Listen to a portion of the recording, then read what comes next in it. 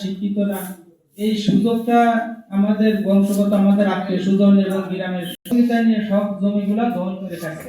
কিন্তু আমরা তো অশিক্ষিত, আমার এই ভাগ্নিটার পড়ালেখা শিখেছি, শিখে পরে যখন আমরা আমাদের সরকারের কাছে জমি কিনছি, কেনার পরে যখন এই জমি সম্পর্কে কাগজপাতি উঠাইছি, তখন দেখি যে আমাদের জমি অনেক জমি আছে যেগুলো দলিল করে দেয়া না, যেগুলো আমরাও বিক্রি করি নাই, আমার বাবু বিক্রি করে নাই, কিন্তু আত্মীয় স্বজন মিলে বংশগতভাবে গুলো অনেক আগে থেকে তারা খাইছে, আমরা জানি না। তখন কয় না আমরা খাইনি। আবার যখন আমরা কোর্টের মাধ্যমে কোর্টে গেছি, তখন তারা বলে যে আমরা একটা দাগ খাই, তা তোমরা কেসটা আসো, আমরা মিটকুট করে তোমাদের এই দাগটা ছেড়ে দিই।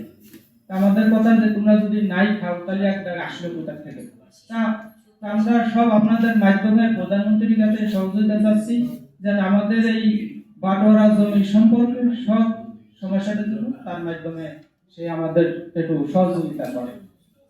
এটাই আপনাদের কাছে আমাদের অনুরোধ। আপনাদের মাধ্যমে আর আর কথা বলার আছে। সিআর 394 বিভিন্ন ভুয়া নোটিশ, সিআর 196, সিআর 157 জামা 64-25 ভাঙচুর লুটপাট মামলা তাদের বলে দাবি করে ভুয়া বিভিন্ন আরো 8-10টা মিথ্যা মামলা যা আমরা খারিজ করেছি।